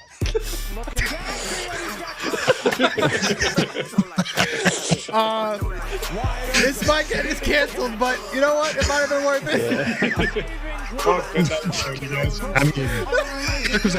I mean, you guys were talking all that shit about AI. Look at this. Charlie Kirk was wrapping bitches up. Tearing it up. Oh, I mean, my God. You think JSN, you think Charlie Kirk. Again, we're not attacking. This is just about how much Stephen A. sucks. That's what that's about. That's all that is. It's funny. You can't laugh at that. Yeah, but oh my God. Oh, that's got to be. I mean, we could tell jokes off that could get us canceled, but that has to be one of. That is not that. Stephen A's had so many blunders. That one. That was great. Oh my God. What was he? He was trying to say what? Yeah. Christian Kirk? That's who he was trying to say, right? Yeah. Oh my God. Christian. Yeah. Holy shit. AJ, I don't know if you saw my message, but I got a bit of a family emergency. I got to go check in on my grandmother. So. Okay. All right, you gotta go. All right. Hope everything's okay. Apologies, I hope everything's guys. all right. Thank you. No problem. Thanks so much for coming in, man. Thanks, Troy. Have a good day. Hope everything's all right. Take care. Let's go Broncos. Go Broncos. Yeah. How dare you all say go Broncos as he leaves? Yeah. Wow, Mike, no heart. All right. No heart at all. The four box is back. We're bringing it back. The old God, style. no. Kirk catch 8 receptions for 144 yards. I'm sorry. That drop is hard, though. I had to do it one more time. Oh my God. He made some plays in that game. Holy shit. Yeah, he did. Oh my God. The chat. Oh my God, I can't put that on screen. I'm not putting that one on screen. Oh, you guys are terrible. Again, if you haven't already, hit that like button, subscribe. Please. Hit the notification bell. If you like sports, we do it every Saturday morning. Chris has another show Thursday nights. Last Leg Parlays. Let's fucking go. And of course, I do OnlyFans every Friday. For Lane. Yeah, if you want to see Tom, come. Or shoot blanks, you know? Whatever Watch you guys Tom are try. into. Jesus Christ. This, Holy shit. This was great. I'm glad I woke up this- today. Yeah. This Well, is that either makes our one of us. best or worst show. I can't decide. You got some more ribs in the fridge. This is the best, I think. This is great. Yeah, no, There's this so much is- engagement. Thank you guys all so much for tuning in. We usually fade Chris, but I guess maybe we need to change that hashtag. Fade Tom. This is crazy. I absolutely love it. All right, This is a so roast. some quick betting things will go around. The under, you guys taking it? Yeah, I agree with Troy's Mike? take, what he said at the end there. I do. I actually have this game as 27-10 or 27-13. So yeah, I'm taking the under. Tom? Yeah, under. Yeah, you're taking the okay, yeah. I'm taking the under. Just laughing at Joe's comment. Drake Maye under 35.5 rushing yards. Chris, what you got? I just got rattled. Not all of us are glad you woke up. Oh. Are you pooping? What was it, Drake May? Under what? Under, whatever. Under Yeah. 35.5 It's rushing fine, yards. under. That's okay. Oh, Mike. Over. I mean, the one weakness of the Houston defense is scrambling quarterbacks, so he's running. Yeah, I agree. All right. CJ Stroud under what is very specific, 204.5 passing yards. Over. Big Stroud day. Over. They can't run the ball. They have to pass. Over. Same reasons. And then I don't even know who this guy is. Demario Douglas under 18.5 receiving yards. Pop Douglas? It's Pop Douglas. Oh, and what was the over under? I missed it. I'm sorry. It's under 18.5 receiving yards. So I guess maybe he's either gonna make one or two catches, I guess. Usually. Over. What happens with him? Yeah, I was gonna say over. I would take the over. Over. I'm gonna say under on this one because he usually struggles with getting catches against regular defenses, and it's gonna be the same here.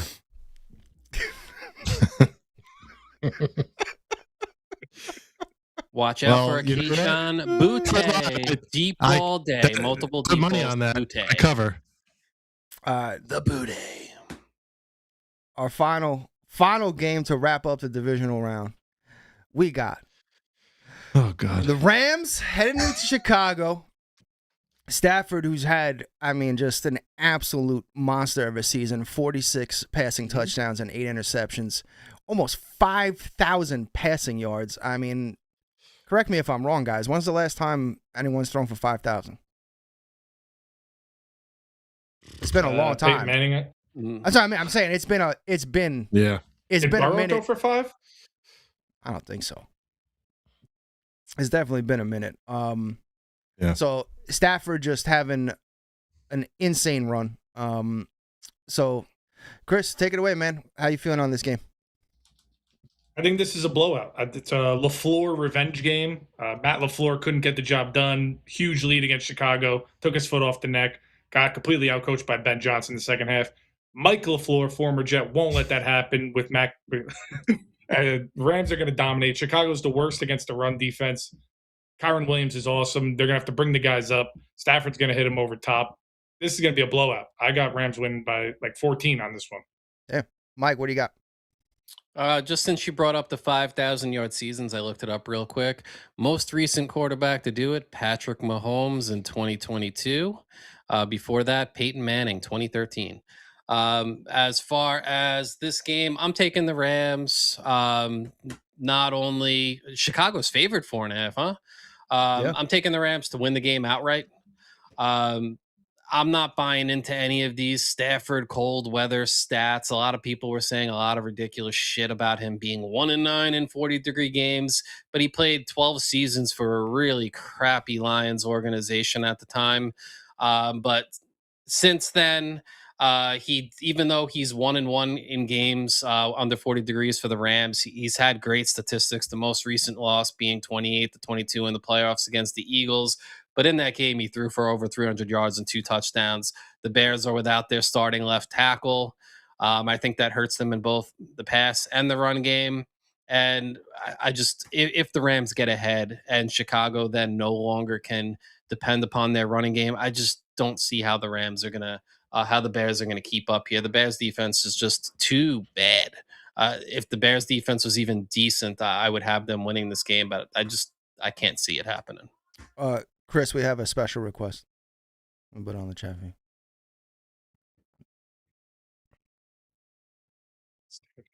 Having to let the devil. That's what I did this morning. It's not for free though. You got to subscribe to my OnlyFans, get something like that. I do all kinds of strange shit on there. So damn, Chris disappointing the fans. He won't do it. You hate to see that. I'm gonna let the devil out. Yikes! No, you got to get closer. Oh, get in there. I gotta get. Yeah. Devil out. He went so far. He went past his mic, so we didn't even catch him. If I had anything left, God. Tom, what do you got? Yeah, I think the Bears squeaked by last week. The Packers have a lot of weapons. The Rams have a lot of weapons, but the Rams know how to use their weapons. They're going to get up early, I think, and they're going to abuse them with Kyren Williams and Blake Corum. I don't care if Stafford has an injured finger. It doesn't matter at this point. Just line up Puka, line up Devontae. This is the secondary slaughter right here. If I choose 2 slaughters like this is going to be bad, I think, for Chicago. I love Caleb. It's not his year. Maybe next year, son. Damn, maybe next year, son. I mean, since you mentioned Stafford's finger, he said he's perfectly fine. He's not wearing any protection on that hand. I don't care. Yeah, he's not wearing any protection on that hand or finger. You know, he's just fine. Did you pick it, AJ? No, I didn't go yet. I usually let you guys just fucking talk for 40 minutes and then I come back and I say one thing. I'm being nice and let you talk first before I say. But I think the biggest thing in this game is the Bears lost their starting left tackle.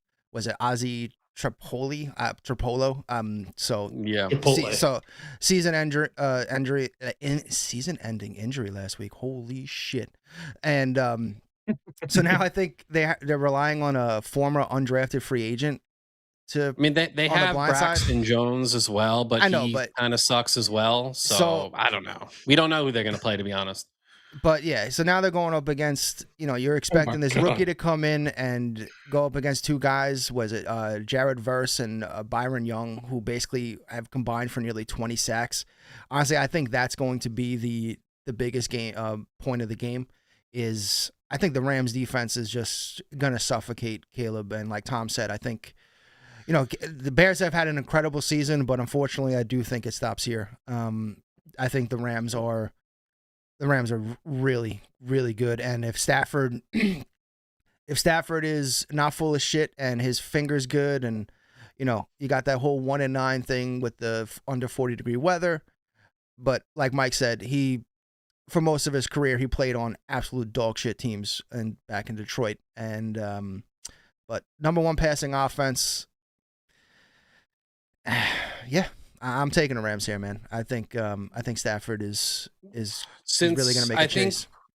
Since I think we're all on the Rams, I just want to give the path that I see the Bears can have to not only covering and winning this game, but really taking control of this game. And it's all about game script. The Bears, if they get behind early, it's done. They have to be able to run the football. Just some stats about the Rams D, and I think the Panthers exposed them a bit, both in the regular season and even a little bit in the playoff game.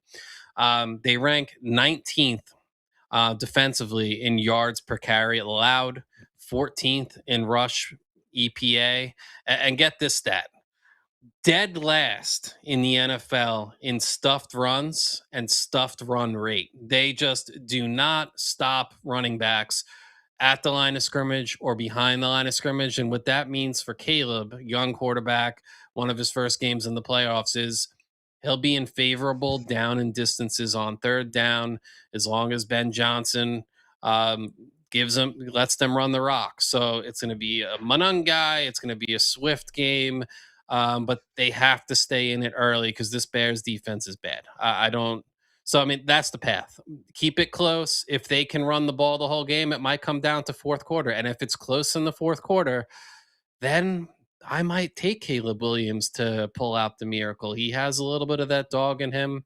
The Bears are never say die type of team. A lot of comeback wins, a lot of, heart attack wins. It must be tough to be a Bears fan and watch them play. I know how it feels as a Bills fan. I see Tom struggling. What's the chat doing? The chat's not being nice to you right now. I have sad eyes. No, it's stress eyes. I could barely sleep last night. Don't. You're getting a few of them. Stop talking. Don't do it. Don't do it. Trust me. Trust me. How do you know, Wander? I like to talk. like a doll's eyes. Yes. I know I don't have that in here. I got to bring that into the studio at some point. Oh God. The talk time click timer. Yeah. No, not that. The doll's eye. One of the famous Kaiju Live bits is the doll's eyes from Jaws, and I would just always put that on the fucking screen because Dad would say it all the time. All right, so we should get a timer where like people could donate and it can knock the timer down for how long Mike could talk for a show. Oh my God. Shit. That might be how we make money. No one would donate because they all would just love for me to speak more. We got 17 people watching and I only see 9 likes. God damn it, hit that like button. Let's go. You scumbags. Hit the like button. Here's some quick bets. DJ Moore over 28.5 receiving yards. Chris, what you got? Over. I Mike? think the Rams are going to have the lead. Over. Yeah, I'm taking that too. Yeah. Kyron Williams, over 57.5 rushing yards. Over. The Bears defense is terrible. Over. Yeah, over. All right, yeah, they rank 28th in rush defense. Yikes. Total points, over 48.5? I think so. Over. Yeah, I'm taking that. Over. 35-21. And then we got a lot of points. This one's easy. Puka, anytime TD. I mean, that's... Yeah, what's that, like minus 200 now? Minus 110, although these are from last night, so it could have jumped. We're all taking Puka anytime, yeah. Yeah, I definitely put them all three of those together. Yeah, easy parlay. Oh, I got parlays coming up. Because last time I asked you to do a parlay for Fade Chris, you were like, I like college football. I was like, okay, that's cool. I like it. So yeah, road to the Super Bowl. So I think Chris, as of right now, is the only one that still has 2 teams this far.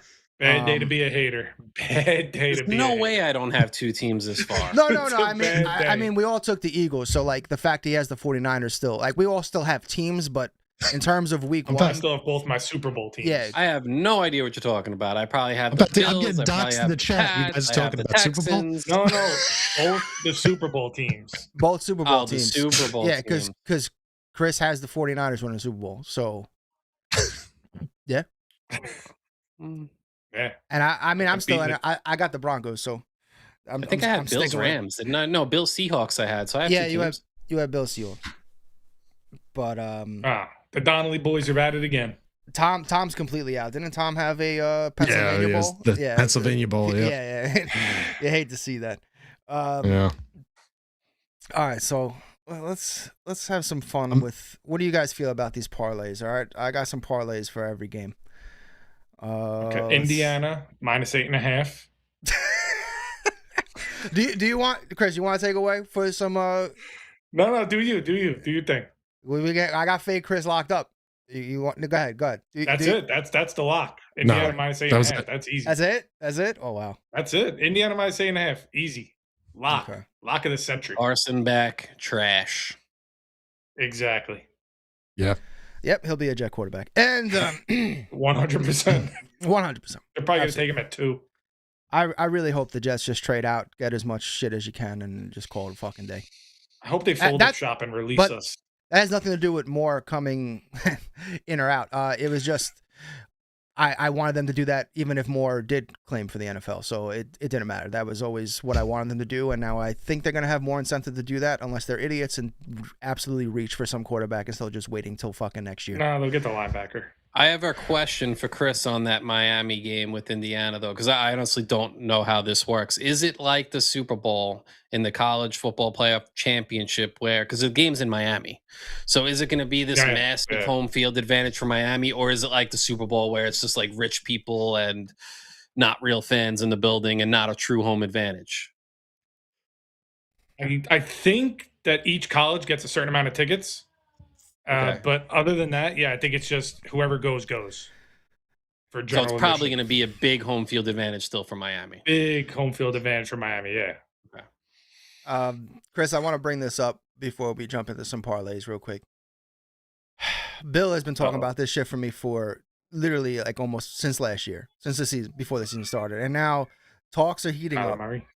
Do you think this is going to happen? Do you think possible. It's bad? I think this would be absolutely stupid. Yeah, I think this would be because one, we have to trade for him, right? So we'd have to give up an asset. Whereas I believe Malik is a free agent.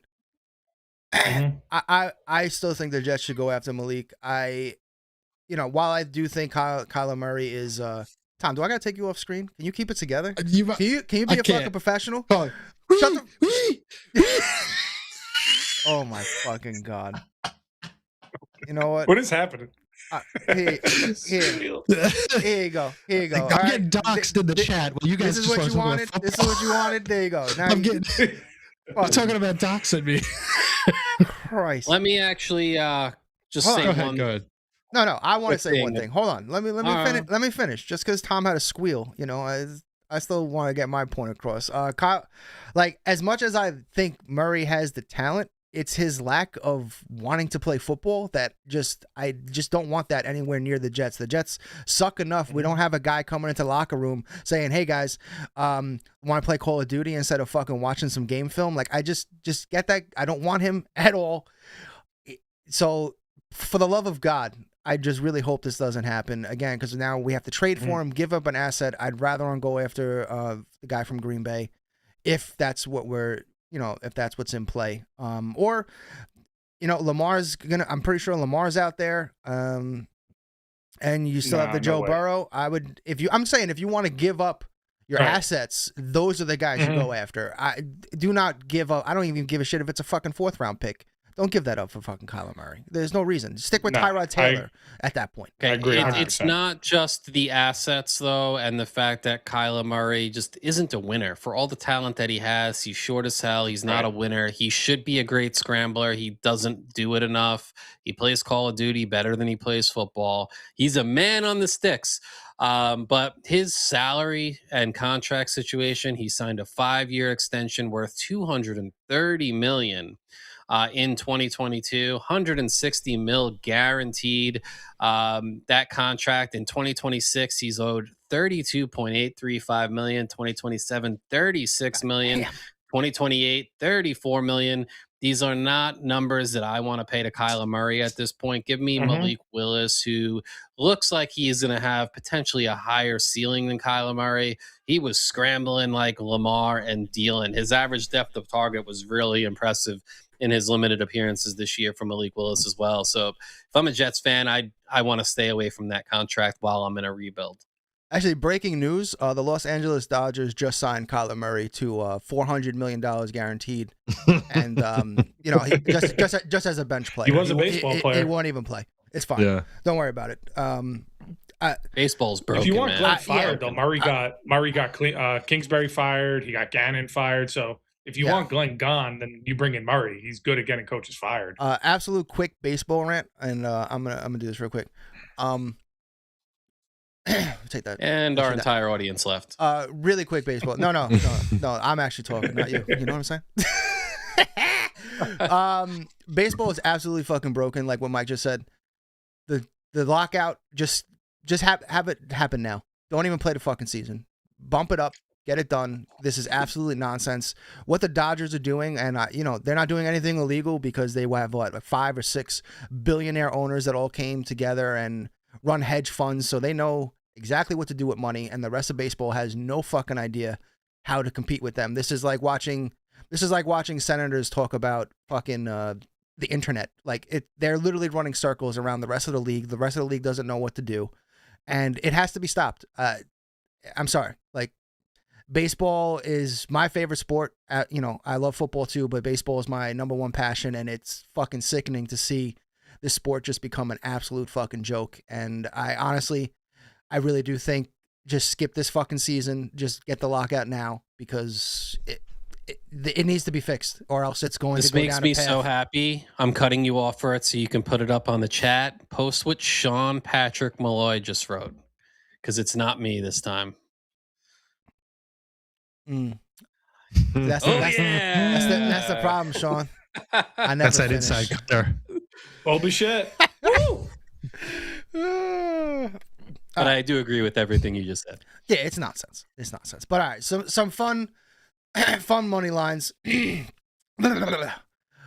me know what you guys think about this. So here's a fun parlay. So you got the New England Patriots money line. Then you have the Seahawks money line. And then you take the total over 42 on the Rams versus Bears. And apparently the estimated odds on that is plus 160. How do you guys feel about that? So low line. The weakest leg is the Pats, that's pretty low. But I love plus 160? Yeah, it says plus 160. This is... The value isn't there for the risk, all right. But I like it. Okay. No, I think that's fine. And we got they get better. I just want to start off light. Is AJ crying? I feel like my eyes have been watery since that Charlie Kirk segment. I was just oh my god, I was tearing up on it. Wow, I was laughing too hard. I've definitely been the video. That's why it's the laughing.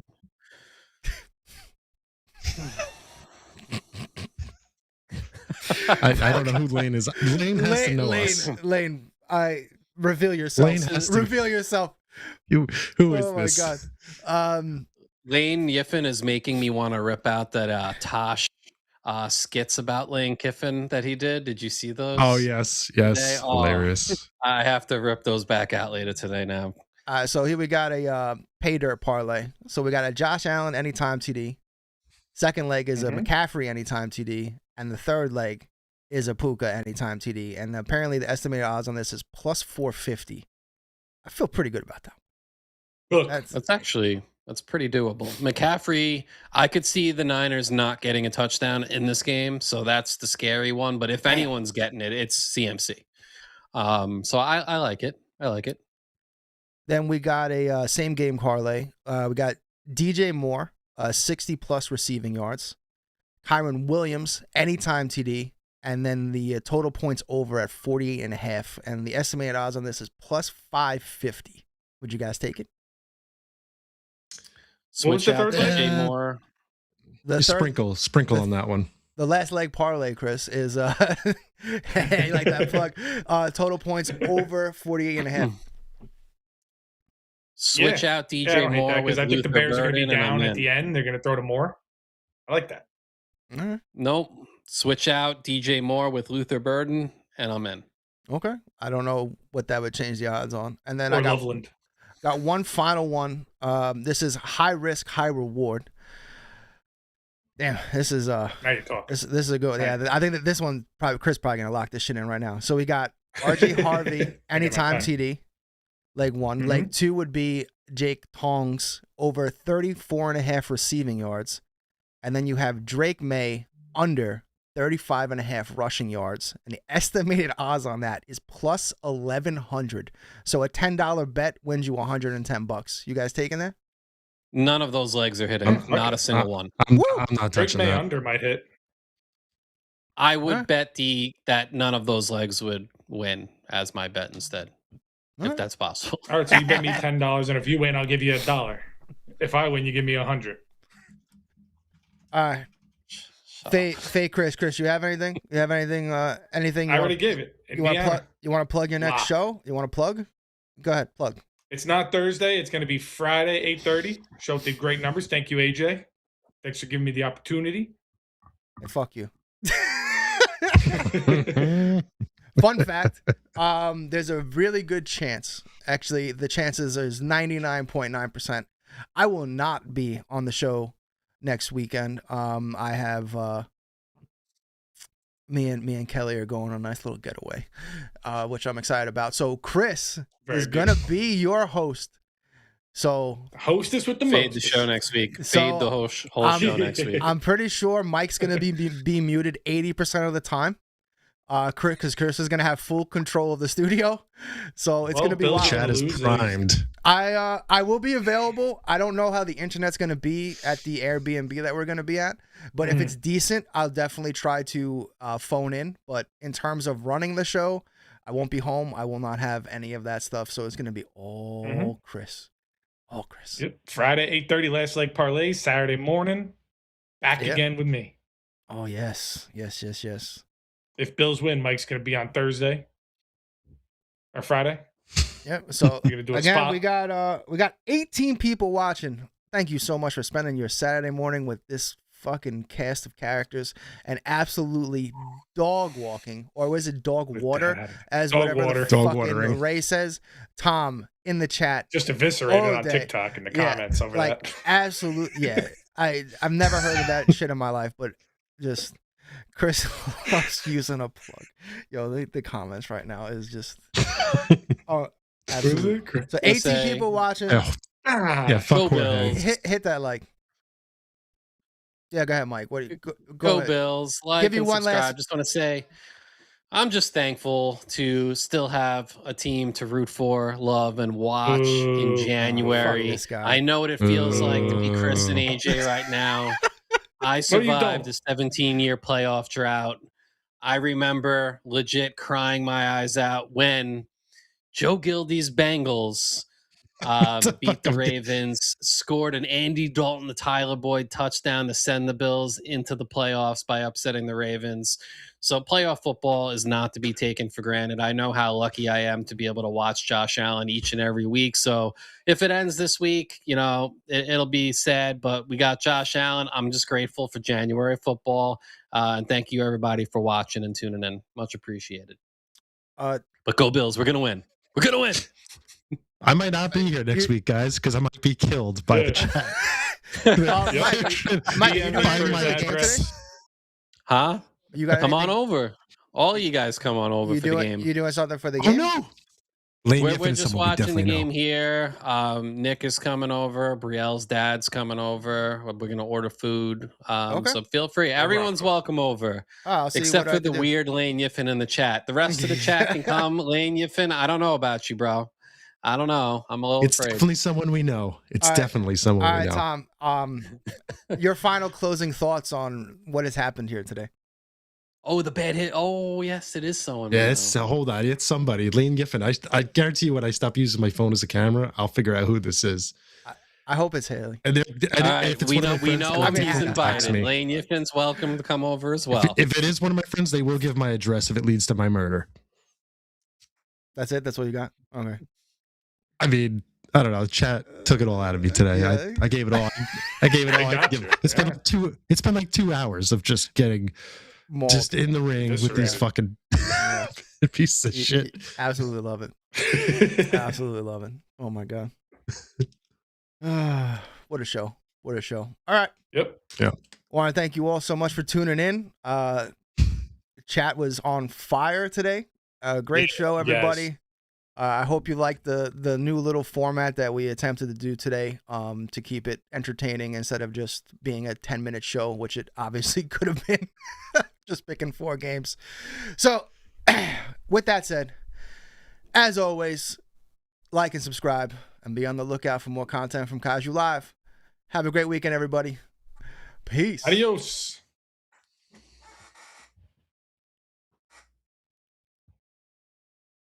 Hold on, I can figure